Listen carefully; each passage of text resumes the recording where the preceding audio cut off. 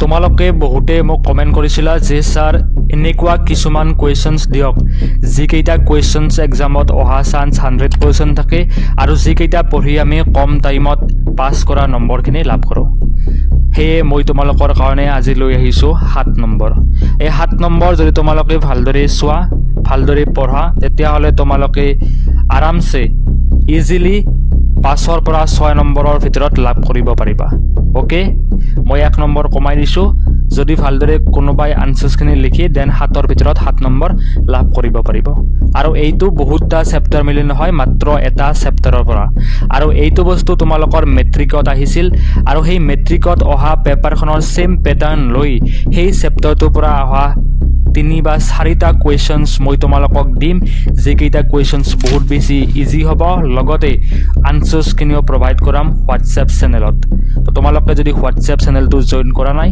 Join কৰি লোৱা বাট তাৰ আগত এটা কথা কম যে মই তোমালোকৰ কাৰণে বহুত বেছি কষ্ট কৰি আছো কোৱেশ্চনছখিনি নিজে টাইপ কৰি আছো অৰ্থাৎ নিজে লিখি আছো কোৱেশ্চনছ আনসাৰছ আৰু নিজে পঢ়ি আছো তো হেয়ে তোমালোকে মোৰ কষ্টখিনি বুজি ভিডিওটো যদি তোমালোকে লাইক কৰা আৰু চেনেলটো সাবস্ক্ৰাইব কৰা বিকজ এইটোৱে মোক বহুত বেছি মোটিভেশন দিয়ে যাতে মই তোমালোকৰ কাৰণে আৰু ভাল ভাল টপিকৰ পৰা কোৱেশ্চনছ বিলাক আনি থাকিব পাৰো থ্যাংক ইউ এতিয়া বলা আমি কোৱেশ্চনছ কেইটা চাই লও প্ৰথম প্ৰশ্নটো হৈছে চকুৰ উপযোজন ক্ষমতা কি শুদ্ধ উত্তৰটো হ'ব মানুহৰ চকুৰ ফোকাস দৈৰ্ঘ্য হালহলনি কৰিব পৰা ক্ষমতাক উপযোজন ক্ষমতা বুলি কোৱা হয় কোৱেশ্চনটো বহুত বেছি ইম্পৰ্টেন্ট তোমালোকে চাই লবা আমাৰ চকুৱে কি কৰিব পাৰে ফোকাস দৈৰ্ঘ্য হলনি কৰিব পাৰে কিছুমান সিচুৱেশনত ফোকাস দৈৰ্ঘ্য দীঘল হ'ব কেতিয়াবা ছুটি হ'ব তো এইটো কি বুলি ক'ব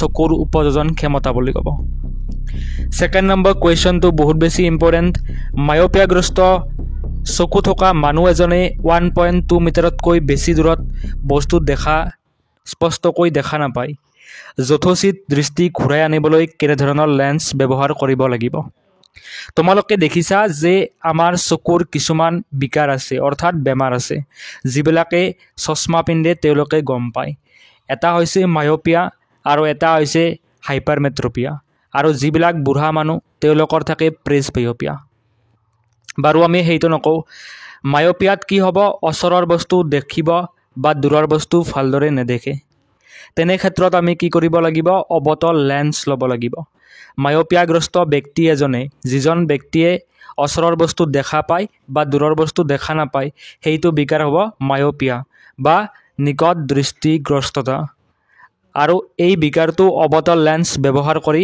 সংশোধন কৰিব পাৰি নেক্সট হৈছে হাইপাৰমেট্ৰোপিয়া চকু হাইপাৰমেট্ৰোপিয়া হৈছে এজন ব্যক্তি যিজন ব্যক্তি ওচৰৰ বস্তুখিনি ভালদৰে দেখা নাপায় বা দূৰৰ বস্তুখিনি ভালদৰে দেখা পায় তো ব্যক্তিজনে ভগা বিকাৰটো হৈছে হাইপাৰমেট্ৰোপিয়া আৰু হাইপাৰমেট্ৰোপিয়াত থকা ব্যক্তি এজনে উত্তল লেন্স ব্যৱহাৰ কৰিব লাগিব তো তোমালোকে বস্তুটো মনত ৰাখিবা মায়োপিয়া কি বস্তু হাইপাৰমেট্ৰোপিয়া কি হয় আৰু লগতে এই বিকাৰ দুটা আমি কি ধৰণে সংশোধন কৰিব পাৰো পৰীক্ষাত আহি থাকে পিছত এইটো বস্তু তোমালোকে মোক ব্লেম নিদিবা যে সাৰে মোক নকলে বা সাৰে আমাক নকলে মই অলৰেডি কৈ দিছো তো তোমালোকে ভালদৰে শুনিছা তোমালোকে ভালদৰে পঢ়িবা নেক্সট স্লাইডখনত আমি আগবাঢ়ো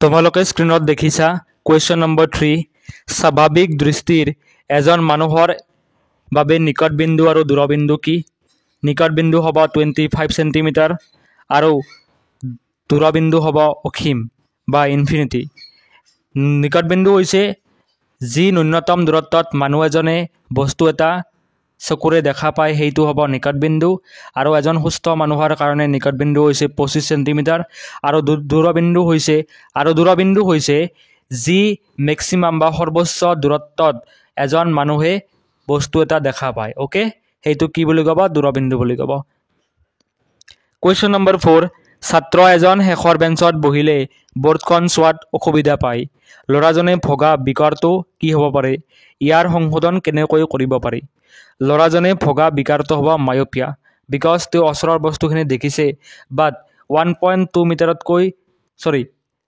কাৰণ লৰাজনে ওচৰৰ বস্তুখিনি দেখিছে বা দূৰৰ বস্তুখিনি দেখা পোৱা নাই যেহেতু ব্ল্যাকবোৰ্ড বা কৃষ্ণফলকখন তেওঁৰ পৰা দূৰত আছে সেয়েহে আমি কম যে লৰাজনে নিকট দৃষ্টিগ্ৰস্ততা বা মায়োপিয়াত ভুগিছে আৰু ইয়াক অৱতল লেন্স ব্যৱহাৰ কৰি সংশোধন কৰিব পাৰি। নেক্সট কুৱেশ্যনটো হৈছে কুৱেশ্যন নম্বৰ 4। অলৰেডি ডিছকাছ কৰিছোঁ। অৱতল লেন্স ব্যৱহাৰ কৰিব লাগিব কাৰণ বিকাৰটো হৈছে মায়োপিয়া অৰ্থাৎ নিকট দৃষ্টিগ্ৰস্ততা আৰু নিকট দৃষ্টিগ্ৰস্ততা বা মায়োপিয়া সংশোধনৰ কাৰণে অৱতল লেন্স ব্যৱহাৰ কৰিব লাগে। Next question number 5।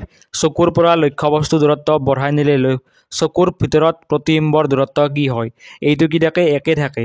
চকুৰ পৰা লক্ষ্যবস্তুৰ দূৰত্ব বঢ়াই নিলেও প্ৰতিবিম্বৰ দূৰত্ব সলনি নহয়, কিয়নো প্ৰতিবিম্বৰ দূৰত্ব চকুৰ লেন্স আৰু ৰেটিনাৰ মাজৰ দূৰত্ব, তো চকুৰ লেন্স আৰু ৰেটিনাৰ মাজৰ দূৰত্ব কেতিয়াও সলনি নহয়। সেয়েহে গঠন হোৱা প্ৰতিবিম্বৰ যিটো দূৰত্ব হ'ব সেই দূৰত্ব সদায় একে থাকিব। ক্লিয়াৰ হৈছে? এইখিনি বস্তু তোমালোকে এক্সামত পঢ়ি লিখি দিবা। নেক্সট মষ্ট ইম্পৰ্টেণ্ট, একদম দৰকাৰী, মহাকাশচাৰী এজনে আকাশৰ ৰং নীলাৰ পৰিৱৰ্তে ক'লা কিয় দেখে? বহুত বেছি ইম্পৰ্টেণ্ট।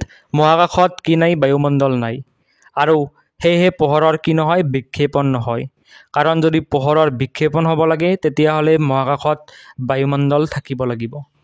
মহাকাশত বায়ুমণ্ডল নাই বাবে সূৰ্যৰ পোহৰ আহোঁতে পোহৰৰ নীলা ৰংবোৰৰ বিক্ষেপণ নঘটে।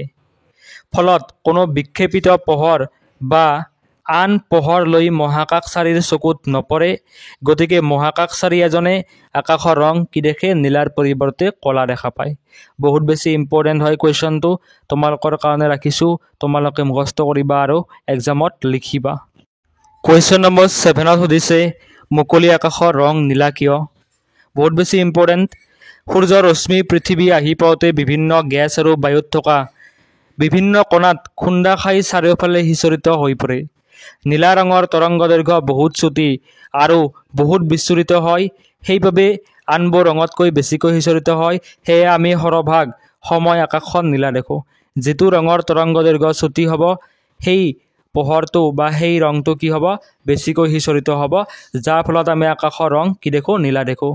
আৰু তোমালোকে মনত ৰাখিবা যে ৰামধেনুত থকা 7টা ৰঙৰ ভিতৰত ৰঙা ৰঙৰ তৰংগ দৈৰ্ঘ্য বহুত বেছি হয় আৰু নীলাৰ তৰংগ দৈৰ্ঘ্য ৰঙাতকৈ কম হয়। অ'কে, আৰু এটা বস্তু তোমালোকে কুৱেশ্যনটো মনত ৰাখিবা, ৰামধেনু কিয় গঠন হয় বা ৰামধেনু কিদৰে গঠন হয় তোমালোকে মুখস্থ কৰিবা। কুৱেশ্যনটোৰ আনচাৰ প্ৰয়োজন হ'লে মই তোমালোকক দি দিম। নেক্সট কুৱেশ্যনটো আমি চাম, বহুত বেছি ইম্পৰ্টেণ্ট হয়। তোমালোকক এটা চিত্ৰ আঁকিব দিছে, সেই চিত্ৰটো হৈছে কুৱেশ্যনটোত কৈছে পোহৰৰ বিচ্ছুৰণ দেখুৱাই এটা ৰশ্মি চিত্ৰ আঁকা। তো তোমালোকে আঁকিব লাগিব তোমালোকে ভিডিঅ'ৰ স্ক্ৰীণত দেখা পোৱা চিত্ৰটো। অ'কে, মই তোমালোকক কিতাপত কোনটো চেপ্টাৰত এই চিত্ৰটো আছে সেইটো বস্তু তোমালোকক স্ক্ৰীণত দেখুৱাই দিছোঁ। তোমালোকে কি কৰিব লাগিব? এটা প্ৰিজম ল'ব লাগিব ত্ৰিভুজৰ দৰে, তাৰ মাজেৰে কি কৰিব লাগিব? বগা পোহৰ ৰশ্মি অৰ্থাৎ সূৰ্যৰ পোহৰত থাকে 7টা ৰং। এই 7টা ৰং যদি পাৰ হৈ যায় তেতিয়া কি গঠন হয়? ৰামধেনুৰ গঠন হয়, ৰাইট? তো সেইদৰে কি কৰে? প্ৰিজম এটাৰ মাজেৰে যদি পাৰ হৈ যায় এটা আমি কি পাম? স্পেক্ট্ৰাম পাম বা বৰ্ণালী পাম। বৰ্ণালী হৈছে কি হ'ব? 7টা ৰঙৰ সমষ্টি, যাক আমি কি বুলি ক'ম? পোহৰৰ বিচ্ছুৰণ। মনত ৰাখিবা পোহৰৰ বিচ্ছুৰণ কি বস্তু? পিছত নক'বা যে ছাৰে নক'লে। পোহৰৰ বিচ্ছুৰণ হৈছে এনে এটা পৰিঘটনা য'ত এটা প্ৰিজমৰ মাজেৰে পাৰ হোৱা বগা ৰশ্মি 7টা বেলেগ বেলেগ ৰঙলৈ ভাগ হয় বা বিভক্ত হৈ যায়। অ'কে, পোহৰৰ বিচ্ছুৰণ চাই ল'বা। আৰু এটা কথা যে মুকলি আকাশৰ ৰং নীলা পোহৰৰ কোনটো পৰিঘটনাৰ বাবে হয়? সেইটো হৈছে পোহৰৰ বিক্ষেপণৰ বাবে। বহুত বেছি ইম্পৰ্টেণ্ট, এক্সামত আহি থাকে, চাই ল'বা, বহুত বেছি ইম্পৰ্টেণ্ট হয়। Thank you so' much for ৱাচিং। আৰু তোমালোকক যদি বেলেগ টপিকৰ ওপৰত ভিডিঅ' লাগে মোক জনাবা।